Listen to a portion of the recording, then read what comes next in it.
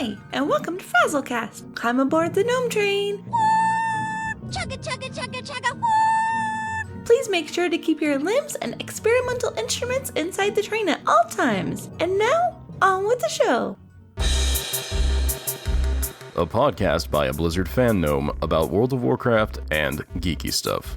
I promise you, they do talk about the World of Warcraft. They just go off the rails sometimes. Well, I'm Frazley, and I am joined by a long-time listener but first-time guest, Lucas of Cartecay Valley. How are you doing? I'm doing great. It's fun. Even in the pre-show, I don't like to call out the pre-show too much because I want people to feel like they missed out. But it is funny. You called back to things even in the pre-show. I'm like, wow. My memory scares me sometimes. I don't know how well it's going to be today because I've been up for 17,000 hours today, but we'll see.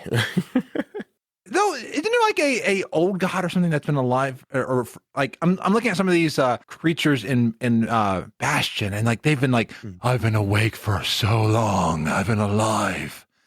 You're just like, wow, they have insomnia to like I know. Somebody needs to get them some Z-Quil and a nap. Yes. Like, oh, I can't imagine. If I'm longer than 16 hours in a day, I just can't function. I have to go take a nap. Yeah, like this morning I was watching a thing on YouTube, and it was an interesting one on fandoms, and we're going to go into a whole podcast about fandom drama, but all of a sudden during it, I'm just listening to this person's voice, and I fall asleep. I'm like, oh, I got to rewind. Like, oops, let me take that back like 45 minutes. What day is it? I don't even know what day it is. It was even Harry Potter fandom drama, and let me tell you, there was some juicy tea in that. Oh, and most of it's caused by the writer. I'm not going to go there, but anyway. You know what time it is before that, though? Let's see. Is it time to go around the table? I think. Epicinsanity, what time is it? It's time to go around the table. Great idea. So what have you been up to recently? Let's see. In game, I have been taking full advantage of the XP buff that Blizzard magically gave us. It's just out of nowhere. It's out of the kindness of their heart. Who knew? Like, not that there's anything going on, or we're all stuck inside. Who knows? Yeah, I've been taking full advantage of the XP buff, and I decided to challenge myself and level a character in a class I've never played before. So I chose a Volpera Rogue. I usually stick to cloth classes, casters. It's a very different playstyle playing melee, and really kind of liked it. It's been a lot of fun. So I got that one to 120 yesterday? No, the day before yesterday. That's pretty much all I've been doing in game is just leveling that character. Outside of game, it's a little different, but I have been playing a lot of Animal Crossing, though. That has been like the biggest time suck ever. And everyone like is enthralled by it. It's crazy. I was just on Twitter earlier. I was like, why is Elijah Wood trending? He had gone and visited some random person's island to sell turnips and I was like, oh, come on. Like, but this game is everywhere and it's incredible. You think it's so simple in the very beginning, and then you get sucked in, and next thing you know, it's 7 hours later, and you owe Tom Nook 75,000 bells, or you're just sitting there and like, for me right now, I'm waiting for my museum to upgrade, so it's another 24 hours of waiting for me to turn in fake art I just bought from a pirate. So it's just this whole other thing. You bought the game, and it turned it into life. It did. Yeah, apart from gaming, it's been an interesting week for me. I've for the first time in 6 years, if you follow me on Twitter, you've seen me talk about it. I finally have a new violin. It's taken me forever to get one, but I had some unfortunate issues a few years ago and had to sell my instruments, pay some medical bills. Now I finally have one, and it feels so good to have an instrument in my hands again. I can't even tell you. Violin is an interesting instrument. I played it when I was in 4th grade. I've actually still got it. I've not played it, so I'm afraid to open it up. I can see it's probably like some moth living in it, and it has like a whole colony. It could be. It's also probably this big in your hands, considering how tall you were. But yeah, it's a fun instrument. It's very difficult to play, and I kind of cringe when people tell me, like what you just said, you played it when you were in fourth grade. That's a good age to start, but don't start when I did. It's just too bad. And I love the sound of it and how versatile it is. It can be. It's not my favorite instrument, but it is the one I first started with when I was younger. So I'm so glad to have it back. I've missed it way more than I even thought I did. Took it to my mom's house and I was like, "Hey mom, look what I got." And she's like, "Oh my gosh." So everybody's just as excited as I am for it. So it's awesome. But that's pretty much been my week. Nice. A lot of really good stuff. Oh, and before we go on, let me just look up this person that you have linked to, because you've been also binge watching. Oh yeah. See, look at that. You're reminding me. There's this collection of YouTube channels out of, I want to say China specifically, but they're all over Asian countries, of these really talented, incredible women running around collecting materials from their environment. Usually it's stuff that they grow themselves, and they show you the whole process from beginning to end. And then they harvest the food, and then they make it into something, or they weave it into cloth, or they spin yarn out of wool that they shear themselves from a sheep that they grew from infantry. And they're insane videos. But they're all like, I say like real life ASMR, because it's got very little talking, very little audio except for like a very light soundtrack and whatever sounds they're making as they're doing what they're doing. And it's incredible to watch, but I find it very relaxing. And I've sort of been binging a ton of these videos, and it's perfect background noise for Animal Crossing, not gonna lie. Well, I find it interesting that you've been binge watching something like that, because I have found Chris Ramsey, and I had no clue who this person was. But all of a sudden I see like solving this incredible puzzle in like 20 minutes. And then I talk with Spaz, find out that Chris Ramsey's a magician who collects card decks. And what he started to do on YouTube is he solved these puzzles. Like I'm always looking at these puzzles like, oh, this puzzle cost me like $20,000. I'm waiting for him to be like, this puzzle cost me $1 million. But he does these videos. They're so relaxing. And he has like his talking to the audience, but in a nice, calm voice, as he's learning the puzzle. And there's this nice music in the background. I have been watching these so long and falling asleep too while I'm watching it. So I enjoy that. Yeah. It's amazing what you find that'll put you to sleep. Yeah. Completely unintentional. You're watching it like, oh, this is awesome. And the next thing you know, it's like the next day and the sun's out and you're late for a meeting at work. But one thing that actually doesn't put me to sleep, and I'm bringing this up because you had mentioned it and my brother-in-law had mentioned it, is I got a happy light on Saturday, and I have it set on a timer, and I have it kind of positioned toward my workstation. So it's not like at me, but it's my eyes see it. And I've been putting on for about an hour a day. It's been helping. I feel like I'm getting sunlight, and it was like $30. Oh, yeah. I figured, hey, I'll try it out. Yeah, they're fantastic items. I've had one for years. I use it mostly in the winter. My work schedule has me coming into work usually when it's dark outside, and then I leave when it's dark outside. And as you can see, the curtains behind me, I'm at the office right now. These are blackout curtains. We don't get sunlight in here at all. So I spend most of my day without it. And so in the winter, it gets really bad, and I get that seasonal affective disorder. Yeah. So I've had one for years to help deal with that, and they're incredible. I really couldn't live without it, to be honest. It does wonders for your mood.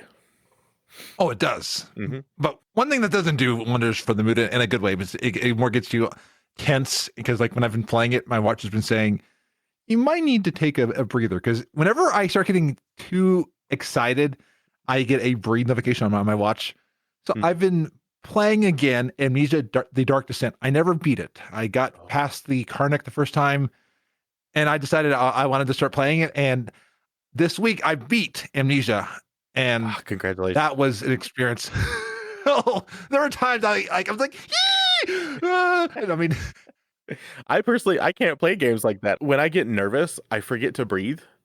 So I'll sit there and I'll be like, and I'll tense up and I'll forget to breathe, and I can't function. I can't do it. So I watch people like you play them. They're amazing to watch. Especially when you add the little screams in Twitch chat. Oh yes, so much fun. I've got screams that Cap sent me that I'm going to be putting in before the October stuff, because this October I'm going to hunker down, and there might not be a lot of WoW playing in October, because I want to be playing a lot more horror games. But yeah, like those screams, and you all do it perfectly. Like when I'm at a moment where it's like very calm and I'm like, okay, I can relax. All of a sudden you will put out a scream like, what? Oh yeah. Oh yeah. It's like your little hot pepper alarm. It even catches me off guard sometimes. I'm like, And yeah. a little secret on the hot pepper alarm. I sometimes see out of the corner of my eye when the light changes on the screen, so I can then amp it up even more. I can be like, I can just go all out. So you're acting. I see. You're a professional, right? Yeah. Trying to, and I need to work on my reactions with the hot spices, because sometimes more I'm just caught off guard by the spice, but I need to go like, no, I'm not a faker. I'm just taking me to 11, Raz. Fraz to 11. Oh, so that's just Tuesday? Oh, okay. Cool. Well, I'll take it. Well, do you know what another place I took to 11? And wow, What's that? Torghast. So I was playing the new Torghast on the alpha, and I am loving it. Like, it is randomized. The first one was a spider den, and I fell off. And I don't know if they fixed it, but I found out that in Torghast, when you die by being thrown off a cliff, it counts as 2 deaths.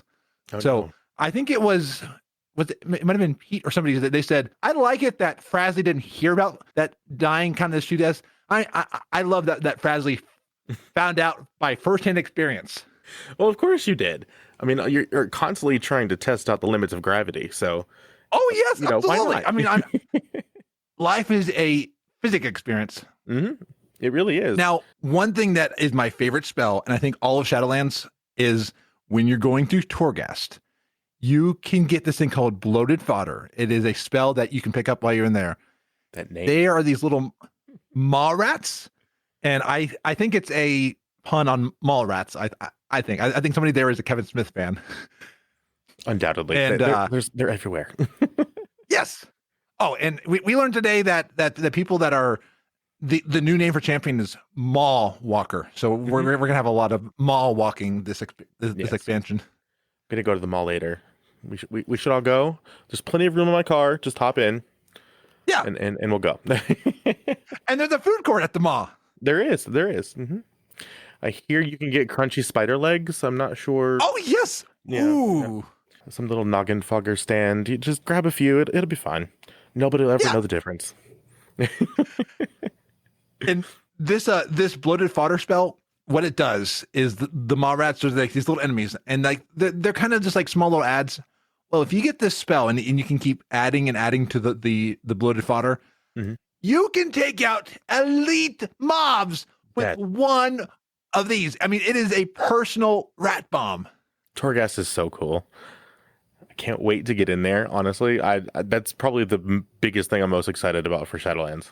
Oh yeah, I mean I went to Revendreth and really enjoying the zone. It's going to be Frazley's Covenant because I've played the Bastion, haven't played the other ones because they're not an alpha yet. But Revendreth, ever since I saw it first, I was like, yes, Frazley is a gothic gnome lord or something like that. I mean, just like it I don't know why, but it's weird. I'm always the positive, awesome gnome, but I want to go to the land of death and like, yeah, look at us. We hang out with werewolves and we're like Dracula. I mean, Lord Chamberlain looks like Dracula. He does. I saw it earlier. I have a question though. Yes. How can anybody see you? They're all so big. You're just a little gnome. My size is the better to reach on someone's neck and bite them for their blood. Okay. So it's just a strategic item. I see. Okay. Exactly. We'll go with that. But this episode's not about like what we've been doing. This episode is about you, Lucas, and it's about who you are. Who's that? You. Who is that? You. Oh, me. Oh, okay. Well. So let's start with your gaming history. How did you get into gaming? Well, I promised Raz I would do this, so picture it, 1984. No, just kidding. My gaming history started a lot like what most people's do. My dad was always this tinkerer. He loved electronics. He loved everything machinery related. And he had that type of mind where he could take anything apart and put it back together and it would work. but somehow there'd still be like 3 or 4 missing pieces lying on the table next to him. So it wasn't always 100%. But he brought home our first computer, and it was Commodore 64, but I know that we got it in the early 90s, so it was a little bit after. I sat down one day. We didn't have a desk big enough for it, so it was sitting on the floor in front of the living room table. And I remember the keys were all different colors, and I would be like, what is this? What is this magic? I don't understand. Because the screen would be there, and I would press a button, and the letter would be there. And I was like, whoa, this is so cool. So then later, he built our first computer. I remember that it was a Windows 95 computer, and he built it specifically for a NASCAR game. I will never forget it. He built this desk in the living room to fit this computer, plus an imported steering wheel and pedal situation that he got from Japan. And he set it all up in the living room and turned around and said, do not touch. You do not touch my desk. So naturally, what's the first thing I do? I go and touch it. Yeah. So I would spend my days as a child sneaking home from school, turning on Dad's computer, playing little NASCAR game, turning it off when I knew he was coming home, and I'd be back in the kitchen doing my homework before I ever knew anything about it. Little did I know he knew. He was being sneaky. So that was our first computer, and that's where my gaming started. We then turned into the first family that had a Nintendo in the house. He bought a giant tube TV just for the Nintendo. And I remember it was a 55-inch tube TV. It weighed like 7,000 pounds. He was like, I'm going to take it upstairs. Mm-mm. It didn't leave the living room because he couldn't get it upstairs. Yeah. So we all just stayed in the living room and play on the computer or play on the Nintendo. And that's where it started for me. So you can say that your dad steered you into gaming. He kind of did with that NASCAR game. I never raced, really. I would pretend I was a bus driver. It didn't make sense to me. I didn't understand that I was supposed to be racing the other cars. I was just driving down the road, pretending to be a bus driver. That's just what I did. Isn't it amazing how many games we played that we didn't play the rules right, but we just had a lot of fun doing it? Absolutely. I never beat Super Mario World because I spent too much time running around with Yoshi collecting coins. I didn't care what I was doing. I was just riding a dinosaur. Yeah. And the sounds were so cute. Yeah. So I'm so glad I have the Switch now because I can play that game and actually beat it this time for real. Yeah. Only 35 years later, it's fine. That sounds like quite a blizzard of like history that you experienced. As much as what happened in my childhood was a lot of dangerous things. That was really one of the things that grounded me, and I'm glad that I had it because I don't think I would be the person I am today without it. A lot of people talk about how gaming is this like awful thing that causes all these negative things in the world, but it really doesn't. And we all know this because we're all gamers. Yeah. We just have to tell the rest of the world that. Let's just try things and let's just escape for a little bit. And Absolutely. I find like I can let anger out in games, not at people, but at mobs. Because though there are times when people in pugs are like, hey, I'm going to pull both mobs in this room, even though you told me to only line of sight one. I want to do two. And That's why if I'm in a pug, I'm either a healer or I'm in a group of people that I know. If I'm a healer, it's random pugs, and that's when I make very clear decisions on who gets to live based on their behavior. Can't do that in real life, but I could do it in game. Yes. So, how did you get into Blizzard or World of Warcraft to be able to choose who lives in pugs? I did some research to try to figure out exactly when I started playing World of Warcraft because I couldn't find it in my account history. I knew it was in vanilla, but I didn't know when. But I did remember why. My friend Sarah, who I've talked about in my podcast before, I have an interview with her soon. Ooh. Oh, yeah. It's going to be nice. I was seeing her post on LiveJournal. You remember LiveJournal, right? Like way back in the Absolutely. day. Yeah. Everybody had one. But I kept seeing her post these screenshots on LiveJournal. I did play one MMO before that. It was MapleStory. That's a whole other ball game of MMO, to be honest. But she was posting a screenshot of this game, and I was like, "What is this? This looks really cool." I started asking a lot of questions. Next thing I know, I had a package in the mail. She sent me the game. Nice. What is this? So I installed it. And of course, it came with a 30-day game card way back when. Installed it, patched it. And it was, I remember my first week in the game was the week that the Blood Plague hit after ZG. Oh, wow. And I must have been level 7 walking into Stormwind, as you do with that little Elnor's task to go and deliver wine to somebody. I walk in there and I'm Yeah. And I was like, what? What is this? I don't understand. So I would res and die and res and die and res. I wasn't understanding I could move to where I was resing at to sort of get out of that. And it took like 4 or 5 hours for me to get back to Goldshire without dying to figure out what was going on. And I thought that was how the game was. I was like, okay, I'm not going to go into a major city. I'm not going to go over here because I'm going to die. So I spent most of my time for the first like 2 months running around like Elwyn Forest killing boars because that's what I thought I was supposed to do. I blame Sarah for that completely. She's the one that got me into the game. She's the one that got me to roll a gnome for my first character. She's the one that got me to roll a mage for my first character. And that's all that I've played since, pretty much. I'm picturing these players who have never, ever walked into a capital city, and they're just all like in these small little cities, like, and like the first time they walk into Stormwind or one of those, be like, whoa, this is amazing. That would have been my reaction had I not been dead. Yes. Once I finally got to go into Stormwind and realized it wasn't going to kill me as soon as I walked in the door, I had that reaction. There are even live journal posts from way back when talking about it. I had screenshots. They're not there anymore, unfortunately, but the posts are still there, and I can still see what I was saying. It was exactly that. Like, holy cow, this is incredible. Like, they made a game like this. Who knew? I didn't know they could do this. So Yeah. That was kind of like my reaction when I went into WoW. I was in MMOs before, but there was never a game that had the same feel as WoW. Right. It's totally different.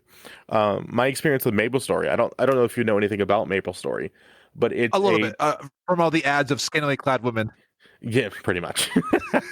The original game was a little different. It was a 2D side-scrolling platformer MMO. A lot of buzzwords there, but essentially you would spend 25 hours grinding the same monster over and over and over again to level. And if you were unlucky and died, you would lose all of that and have to start over again. Oh, I spent so much time there. I loved it. I don't know why, but I did. I think for me, it was mostly the social aspect because you could talk in a chat room while you were doing it. And I made a lot of friends, and a lot of my friends played it at the time. So we would all get together and just play this game where we're just sitting in a room, killing the same monster over and over again. And that's what I thought MMOs were. Boy, was I wrong. yeah. It almost sounds like I was in a thing called Active Worlds for a long time, a 3D virtual chat room that you could build things in, but you hung out in the chat room. And it's amazing how we've morphed from being a chat room with like a little stuff added to it to now the world is the focus, but we still have the chat in it. Absolutely. When Second Life first came out, I was very confused as to what the point was. But when you take away all of the flashy stuff that we have in WoW, you have Second Life essentially, which is just a giant chat room with avatars. So yeah, we have these games now. I'm so happy that we do because who knows where we would be as a culture without it. There's so much of it in the zeitgeist. It's just there's just so much there. So when you're playing your gnome mage, and besides from just being awesome because you're a gnome, what is your play style in WoW? Are you raiding PvP? I call it casual plus. I used to be a raider. I used to be a very hardcore raider. My original guild back on Whisperwind, I think the guild might even still be there. I don't know if any of the people are still there, but we were raiding in Molten Core right before Burning Crusade hit. And then Burning Crusade came, and of course we all went into Karazhan because everybody starts in Karazhan. Yeah. Molten Core was, to be honest, I was just there to give everybody water. I didn't do anything in there. I was part of a raid team, but I spent 4 hours conjuring water, and then I was like, I gotta go. All I did on my raid team in Molten Core was just heal people. I mean, like I was just like, I don't even remember any of the mechanics because I just know, okay, heal, heal, heal, heal. Yeah, I was playing a fire mage at the time going into Molten Core. Like, what? Nobody told me any different. They just wanted me for the water. Yeah. So going back to it, I call myself Casual Plus because I like doing the bigger group activities like Mythic Plus, raiding, all of that stuff. But it's not my main draw to the game anymore. It used to be. Like I said, I would spend so many hours preparing for raid and raiding. But after Cataclysm hit, I just had to walk away from it. I couldn't do it anymore. I now just I level alts, I go and grind reputations, and when I can, I jump into those group activities. So it's Casual Plus. I find those group activities are fun because it's a little less high pressure, but you can still do things. Like I'm amazed that I've been able to do mythics tonight. If I didn't have to eat dinner before the show, Cap offered to run a vision, and I had just spent time in Revendreth learning how physics work in there, and I was just like, I need to take a break. Otherwise, I would have taken him up on the offer. But yeah, levitate will not keep gravity from pulling you down. It's an important lesson to learn as a priest. You might float down nice and smooth, but you'll still have to actually cast it first. Super important. You saw that tonight? No, of course not. Yes, I did. One thing, Frazley's just there, and the next thing you know, he's flat on the ground. Exactly. I mean, you have to admit, though, Death in Shadowlands is a very nice tilt shift effect, as you said. I really love that effect. It's a really nice touch to something that most people don't pay attention to in the game, but it's just enough of a change to be like, whoa, that's different. Because I've seen enough of the blue and stuff like that. I'm glad that Death looks different here, because I'll be spending a lot of time in this new Death. I mean, I'll be trying not to die a lot. I have a feeling we all will once we encounter that massive, nasty mob at the end of a Torghast run. Oh, Mr. That's T. the thing of nightmares. Yes. That might be the new Fel Reaver. Just saying.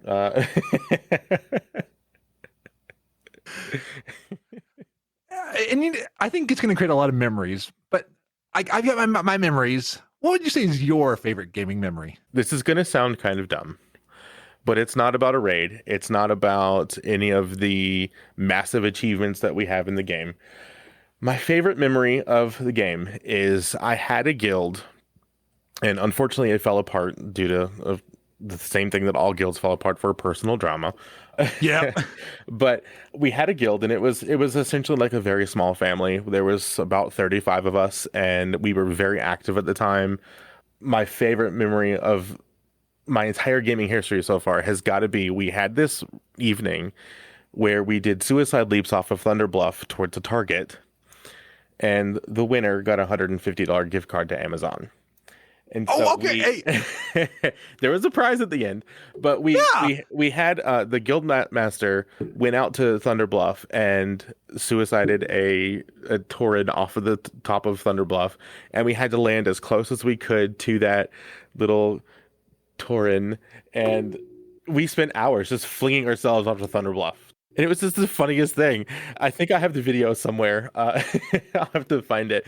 But we spent hours doing that, and it was just the funniest thing. And it's those group things that I love more than achievements. Fine, whatever. Give me all the nerd points you want to. I don't care. Give me all the rep grind. That's fine. My experiences with the people are what I love most. I mean, I'll die any day for $150 Amazon gift card in game. Yeah. Hey, give me 20 gold. I'll jump off of Stattrath. Like, let's go. Let's go. Yeah. Okay, that sounds good. I've got 20 gold. Okay. Take me $1 rand. I'll do it for a gold. No, I'm just kidding.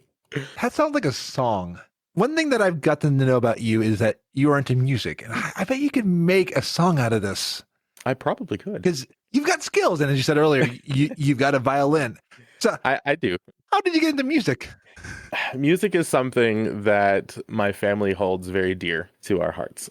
My grandparents immigrated from the UK in the early 50s, and they have a very strong connection to our family history in the UK and Ireland and Scotland. And they really wanted us to lock into that culture while still being here in the U.S. and being a part of this world. So they insisted that we all learn an instrument. We all learn to sing. We all learn to do these things. So every family gathering, it was always, we sit down and there's somebody gets an instrument out, then a cousin gets an instrument out, and then by the end of it, we're all playing something. The whole house is full of music. People are laughing. It's awesome. My family usually hates each other. That's the fun part. But when music comes out, it's a totally different story.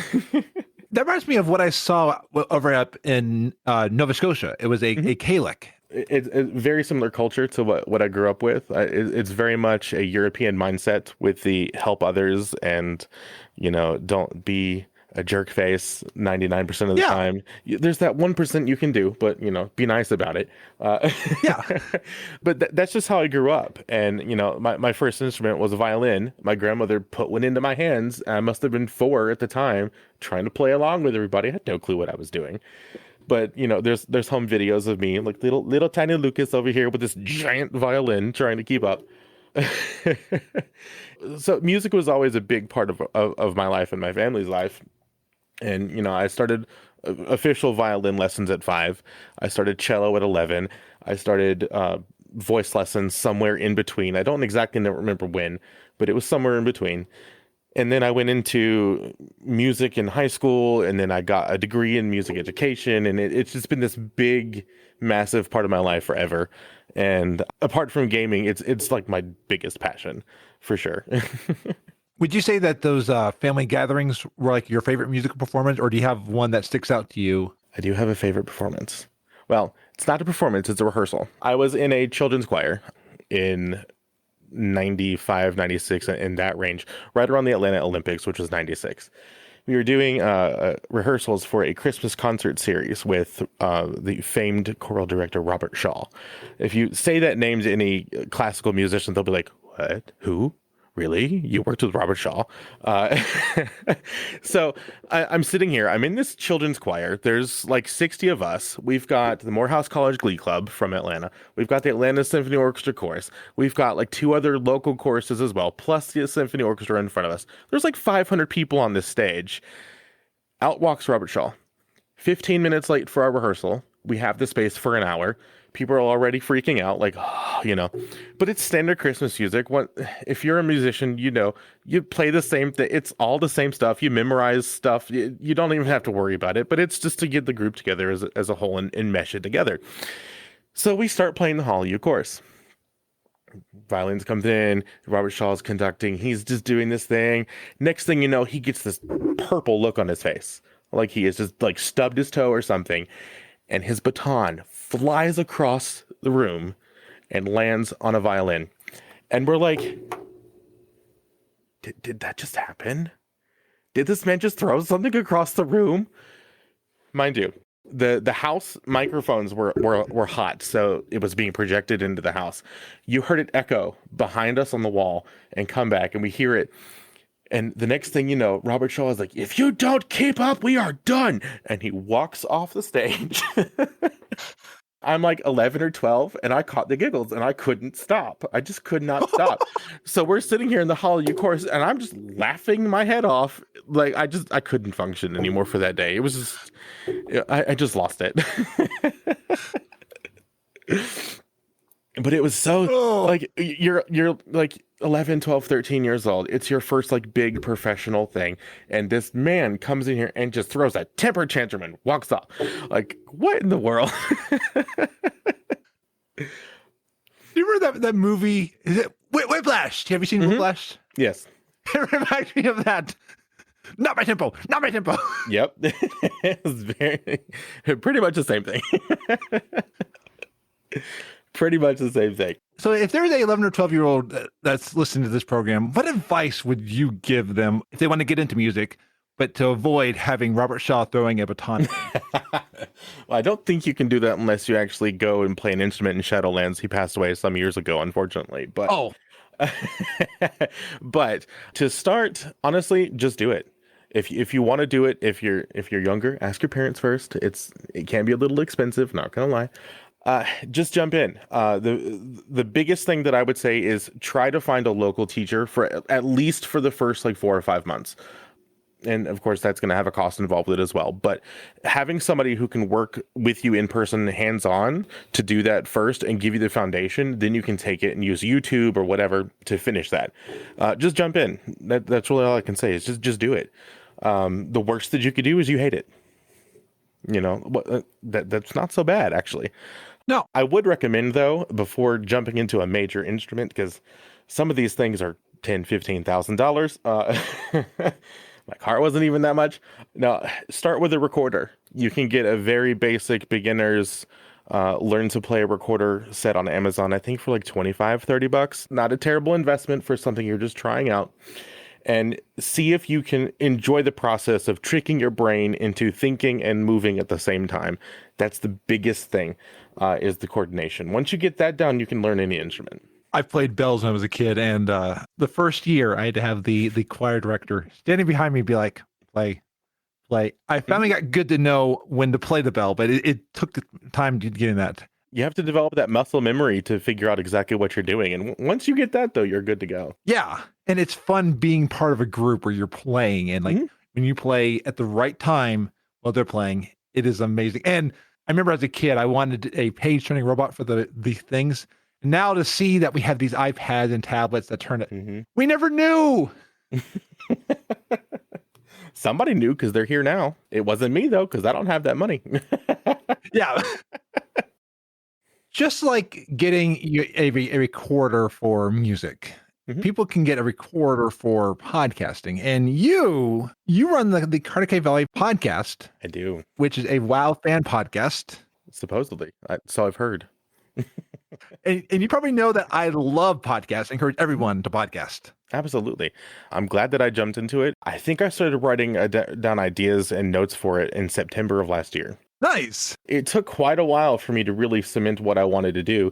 And even the first couple of episodes of the podcast, they're not what I wanted at all. I did it, though, to just rip that Band-Aid off and just do it. Just to see what felt good to me and if I could get it to work into my idea. The idea behind the podcast was initially supposed to be a like weekly or bi-weekly audio newspaper for this imaginary village outside of Nagrand on one of those floating hills in the sky. And it was supposed to be just a group of characters that live in this village and what was going on in their lives. And I was going to include like my different tunes that I play, and they would have little segments, and I was going to do it that way. It just didn't work the way that I thought it would on paper. As a lot of things do when you're planning through these things, sometimes they just don't work. So I had to go back to the drawing board, and it took a little while. The third episode is really where I found it. That's what I want it to sound like. That's what I want it to be. And now it's just a conversation with either myself or one of my characters, or if somebody out there in the audience wants to send in a clip, you can join in. It's just a casual conversation of what's going on. Nothing crazy, no bells and whistles, no crazy, like, we have to pull this stunt for this next episode. We have to make it work. None of that. We're just talking. We're just chatting. We're going to sit at a table and have some mana buns and chit chat. That's all we're going to do. So that's all Cartecay Valley is. It's amazing how projects start. You start one way, like even the Frazley report. I started it as almost a report from WoW, and now it's turned into whenever I have something funny about either in-game or out of game, I turn it there. And this show started as kind of like people, but then it was like a round table, and I've morphed it now into what it is more. And Raz is saying that I could play the bells, and I bet somebody who plays the flute. We could have the You could. The bells and whistles. Let's have the Valley Orchestra. Let's go. Let's do it. Let's do it. Yes. Now, how do we do that in game? Good question. There is an add-on to play music in game. I saw. There is. I don't know how well it works, but yeah, we'll see. What was the catalyst to make you say, I want to do a podcast? I'm a huge podcast consumer. I have a very long drive to go home. Like once I leave here today, it's going to take me an hour to get home. I spend 15, 20 hours a week in the car, and my job during the day has a lot of like sit down and do this one task for a long time situations. So I spend a lot of time listening to podcasts. And a friend of mine, Brandy, she might be watching. I don't know. I'm sure she'll catch the audio later. She started reviewing podcasts with a group called Podcasts We Listen To. There's a Discord and another. She started digging through podcasts for them, and she was like, I like this, but I don't like that. I like this, but I don't like that. And I was like, okay, I can see where you're going with what you like. can I do that? Can I try this? So let's see what happens. Cartecay Valley is not my first podcast, surprisingly. Many, many, many years ago, I had a podcast called Life of Lucas, LOL. Oh, I love it. Should have saved the name. I didn't.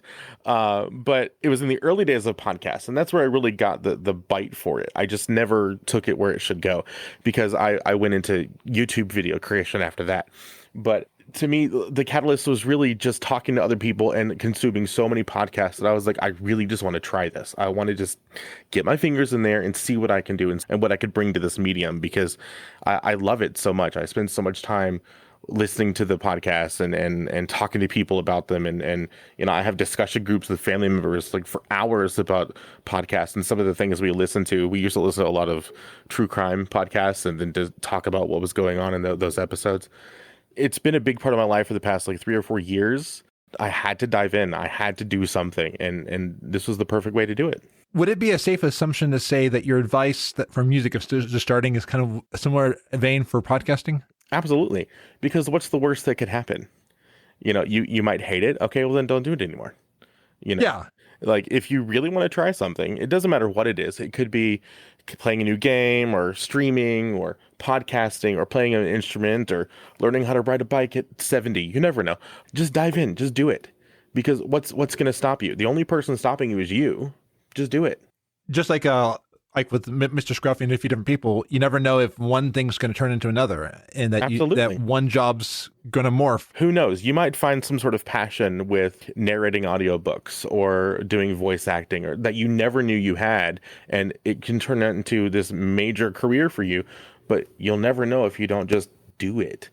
Everybody has a cell phone. You have a recorder on your cell phone. Just talk into your phone. It doesn't have to be good. You don't have to let anybody else hear it. Just try it. Just do it. If you want a mic, not right now because mic prices are horrendous, but when prices are back to normal, go for like a Samsung Q2U or a ATR 2100. I mean, something that can be USB and XLR and that can sound really good. And Raz is yelling Yeti in the chat. Yetis have a purpose and a market. I'm not going to lie. This is not a Yeti. This is cheaper than a Yeti, and it sounds better.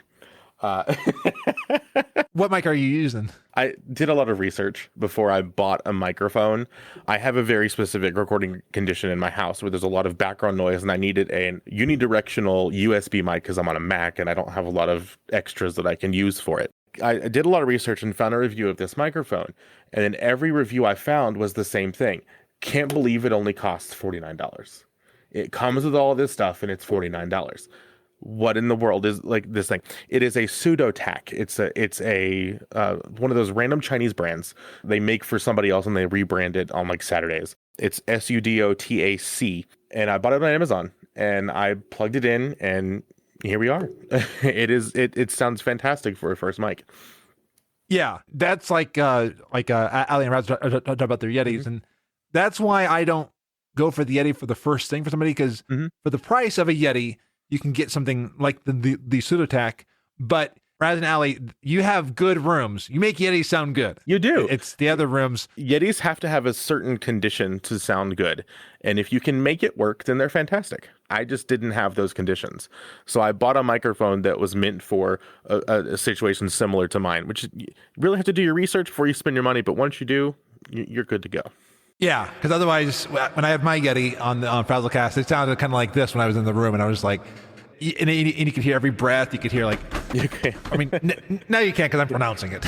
In my case, it would be my cousins at my grandmother's house. My grandmother lives 2 football fields away from my house. If the windows are open or if it's even a nice day at all, you'll hear the cousins' kids screaming in the background. It's the strangest thing. I'm in a closed room. And I can hear the neighbors screaming. Like, I did a lot of specific research to get what I did, and I'm very happy with it. I think it sounds good. I've not edited it yet, but I've heard you on what you sent in to me, and it sounds good. Yeah, I do absolutely no compression, no noise canceling, anything. It's all just right there, and there's no buttons, there's no dials for me to adjust. One USB cord, and that's it. That's exactly what I wanted. Something easy that I could plug in and just jump in and go. And hey, it seems to work. Yeah. And In addition to the music and podcasting, I can keep talking all night, but you've got a car ride to get back to after this. But in addition to all the other stuff, you do YouTube videos and crafts and crocheting. So I'm going to do a lightning round. Okay. How did you get into crafts? As a kid, I was always the kid that was always sick. I had constant sinus infections, ear infections, bronchitis, whatever. I was always sick.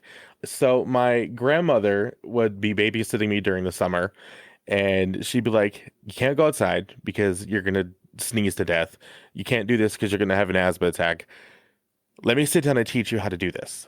And so it started with needlepoint, the plastic canvas and yarn. It went to embroidery, it went to cross stitch, then it went to knitting, then it went to crochet, then it went to all these other things. It was something to keep my hands busy so I didn't drive anybody crazy, because I'm the type of person that has to keep my hands moving. I have to do stuff all the time. And so that's what it started from.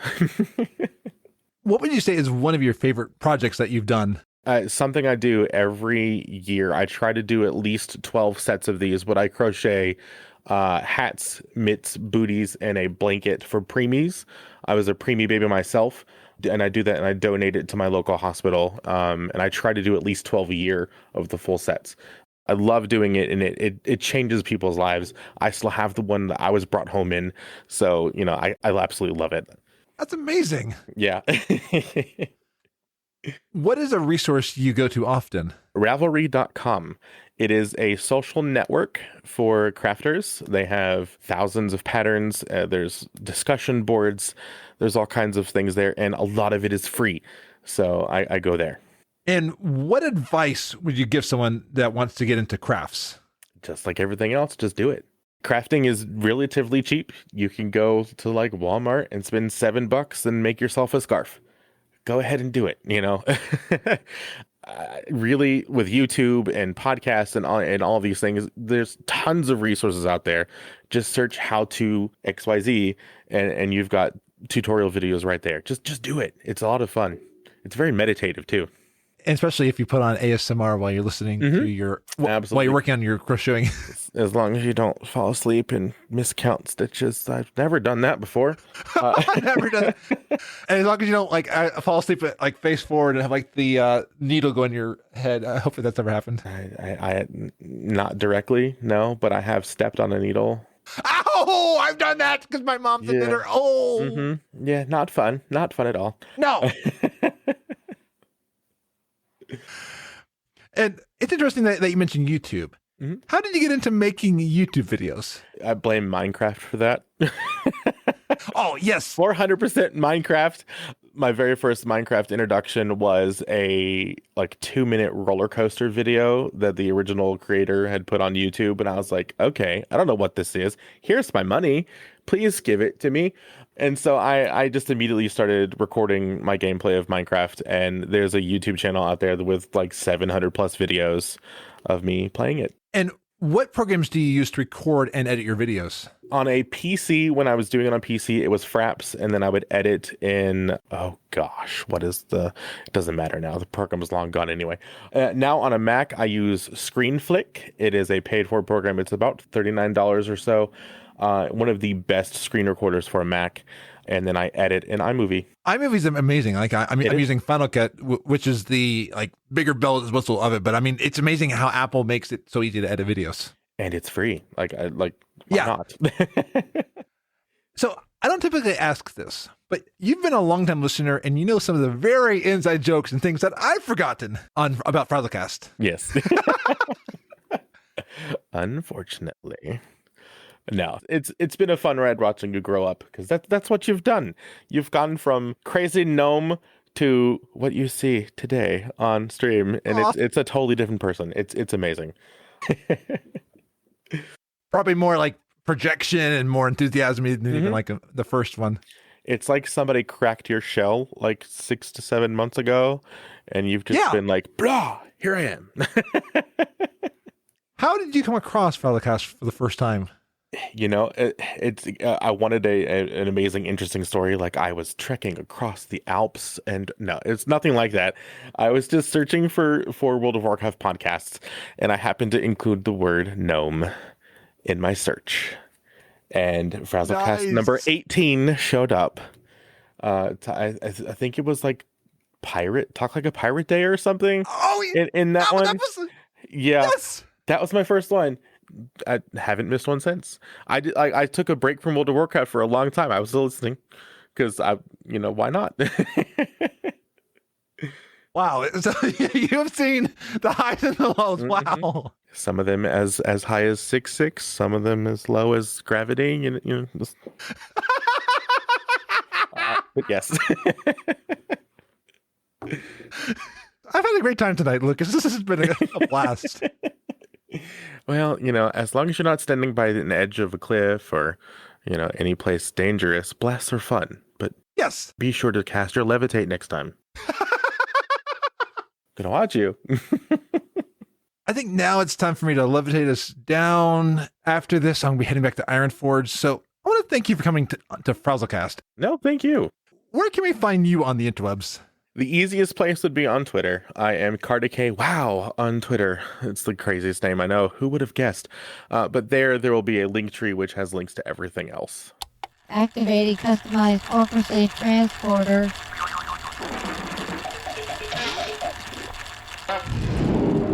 Well, I am back home of Ironforge until we one day reclaim Gnomergon. Wow, I'm a gnome. The May is coming very soon, which means it's time to see what's happening in the world of Warcraft. Let's see what the wondrous, mysterious skillwork site foretells of the upcoming events in Azeroth. Thank you for joining us on Killer Egg's site, the upcoming events for May in World of Warcraft. Darkmoon Fair starts May 4th to the 9th. Deep in the waters off the shore of Darkmoon Fair, you can hear the whisper of the Araness, which wait for you in the caves of Ladament. The cords to the underwater cave is 7533. You know you're at the right place, as there will be a sunken ship right above the cave entrance. As you look at the hostile Araness, you wonder why there are so many and how did they come to this place. As they enchant you, you get closer to them, and one attacks. You defeat it and find on its body a bloody ring. You go back to the fair to see if anyone recognizes it. The owner doesn't want it and told you to keep it. You now have a ring of broken promise. By wearing the ring, you can turn into an Araness and show the world to never break a promise. May micro-holidays coming up are Spring Balloon Festival, starts May 10th to the 12th. You and two buddies or strangers can go on a magical sightseeing ride. Balloon rides are marked on the map with a red cross. The rides last about 4 minutes with a tour guide telling you about the sights. This is a great way to appreciate the work Blizzard employees have done over the years. Glowcap Festival is May 27th. Come join the Sport Guard in Zangelmarsh. There is a mini game to help heal the mushrooms. This game will give you rep with them, and they do have faction-only items you can buy, but they only use glow caps as currency. Main holidays for May are Children Week starts May 1st to the 7th. With what's going on and with the real world, it's important to teach the new generation how to give back to the community. Children Week is a great holiday where you can take the Child of War to places around Azeroth and show them the wonders. This helps them to show that the world isn't full of darkness. You can go on many alts to help the orphans, as there is a lot of them. At the end of each trip, you'll be rewarded a pet of your choosing or a bag of gold. You can collect orphans in Stormwind and Borealis for Alliance, or Orgrimmar and Dalaor for Horde. Shat and Northrend Dalaran for both factions can pick up orphans at the same spot. Most of the achievements for this event are easy, but one. Please be kind to those who are trying to get School of Hard Knocks. Yes, Blizzard's fault for putting a PvP achievement in a world event, but it's only a week, so help them out. The weekly bonus events for May is Battle Pet Bonus Event April 28th to May 4th, triple the XP for Battle Pets. The quest is to win 5 level 25 PvP pet battle for Ultimate Pet Battle Training Stone. Epic Squirt Day is May 3rd. Do not forget, this is for North America server, so get your bonus pet battle leveling. Time Walking Dungeon Event, May 5th to 11th. Pandaria need to be level 91 or higher. Finish 5 Time Walking Dungeon rewards Azurite. Time Warp badges for currency for in-game things. You can find the vendor at the Timeless Isle. Arena Skirmish Bonus Event, May 12th to the 18th, 50% more honor is rewarded. Win 10 arena matches, rewards Azeroth and Conquests. World Quest Event, May 19th to the 25th. You get 50% more rep doing the World Quest. There's right now a 100% buff, so let's see if they stack. Quest is to complete 20 World Quests and rewards Azeroth. Time Walking Dungeon Event, May 26th to June 1st. Draenor needs to be a level 101 or higher. Finish 5 Time Walking Dungeons, rewards Azeroth. Time Warp badges currency for in-game things. Depending if you're Horde or Alliance, you can find the Avenger at Storm Shield or Warspear. Check out these amazing events for yourself. This is all for Killer XI, and have an amazing May! Thank you, Emma. So before we move on to what's happening in our community, Blizzard does an annual Take Your Child to Work Day. Well, this year they went virtual amidst everything going on. So they shared some of the things that the kids of Blizzard employees got to experience. There were things like art tutorials with Samwise Didier. These are tutorials of drawing different things like an orc, a dwarf, and a Pandaren. I hope they did a gnome as well. Plus a story time with Chris Metzen reading his children's book, Snowfight, A Warcraft's Tale. If you had no idea that he wrote a book, well now you do, and you can hear him reading it. So if you got little ones home with you, maybe this can give you a bit of extra fun Blizzardy things to do together. Thank you, Perkulia of Wildhead, for this tip. Let's look at what has been happening in the community. Awesome! Let's do that! So signups for the 2020 Arena World Championship are still open. Registration closes on May 11th.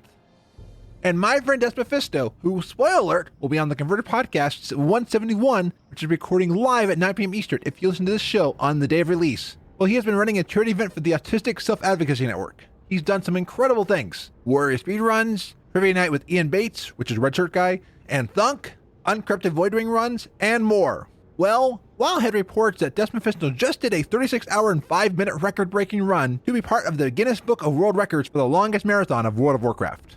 Check out Des Mephisto and support ASAN. I'm proud to know this fellow warrior. This dude is just as cool in person as he is online. And don't forget that runs for the Uncrypted Voidwing are happening right now. Follow @FriendsofDragon on Twitter to find out when these runs happen. They are all raising money for various charities as well. You can get your AOTC before the Uncrypted Voidwing takes flight with the Shadowlands pre-patch. Velgana on Twitter retweeted the Journey to Gilneas cinematic trailer by Vulcan. Wow! Such an amazing job, and I would love to see a full version of this. I wolfed down the entire video as it dug its claws into me from the beginning. Lawrence Manning has collaborated with the choir ensemble vocal Trame Sonore to make a version of Invincible. This is just wow. I'm playing the WoW soundtrack version of this right now, but you've got to listen to Lawrence's version. Wow, goosebumps!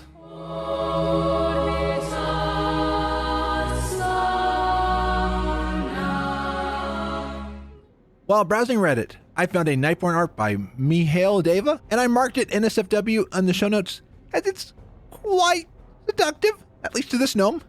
I want some Arc Wine now. And while you are drinking Arc Wine, you may want to stop over at the Goldshire Inn, as over on Reddit, Chronoswagon recreated the lovable inn in Blender. And I think they blended up a charming recreation of the inn that all humans start at. And lastly, on Reddit, Vlad here has put together a collage of WoW-related works, and I'm just amazed at their art style. Great work on these! This has been another awesome episode of FrazlCast. Take it away, Frazzlepants. Thank you, Scruffy! So shout out to Kara, who said that the Fraz report on passwords that was in the last episode of FrazlCast was too funny. And in that same FrazlCast, Kara said the last FrazlCast with Mr. Scruffy was excellent. Thank you, Kara! And in addition to thanking those who give back to me with encouraging words, I'd like to thank my Twitch subs out there. Thank you to Cap, who gifted a Tier 1 sub to Draco Rosa 81. And thank you to Burkhart, Cap, Constructs of Control at WoW, Crunk, Huffy of Charactercraft, Saya of Scrubs vs. the World, Dazzledorn, Draco Rosa 81, Epicinsanity of Frozen Nerds, Harlow, KR Soli, Lucas of Cartecay Valley, Michael the Genome Project and 2 Nerds Maybe More, Morelia, Knight, Pete of Stories on Azeroth, Queen Sorcha Kairos, Razarus, Rig of Charactercraft, Rockdog, Scissorlord, Sir Onion Knight, Spaz Wesson, Paluin, Helenroyd, Tom of 3 Extra Lives, Felicia, Winchester, and Zorts the Goblin. And they get a Cap and Scissorlord for the bits this week. And guess who now has a Brie Awesome mug? If you guessed Rig of Charactercraft Podcast, you'd be right! If you want to support the show financially, please go to support.gnomepodcast.com. And if you have Twitch Prime to Amazon Prime, you can use your free Twitch Prime sub on my channel. All of your support goes to helping support this labor of love. Thank you very much. Well, I am Frazley, and you can find the show at gnomepodcast.com. There you can catch past episodes and find out many of the places where you can subscribe to this show to get the Gnome Train coming to you every single week. Until next week, be awesome. FrazlCast is a fan podcast that covers Blizzard games. We are not affiliated with Blizzard Entertainment, Inc. Views expressed by the hosts and guests are their own. Some of the art, music, and sound effects come from Blizzard Games, and they are owned by Blizzard Entertainment, Inc. No copyright infringement is intended.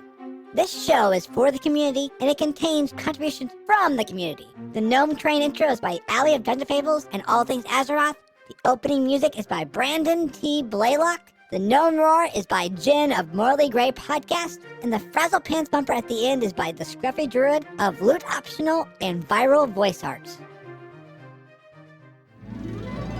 This show is brought to you by Dragon Powered Studio. Podcasts to make your week better.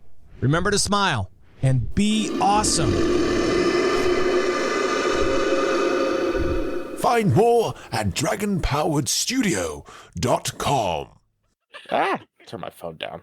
That was all like a ringtone. That was you laughing on my phone. Imagine me be like a ringtone. Someone's calling. Oh, that's dangerous. No, I don't know what I would do. It's been fun. Farewell.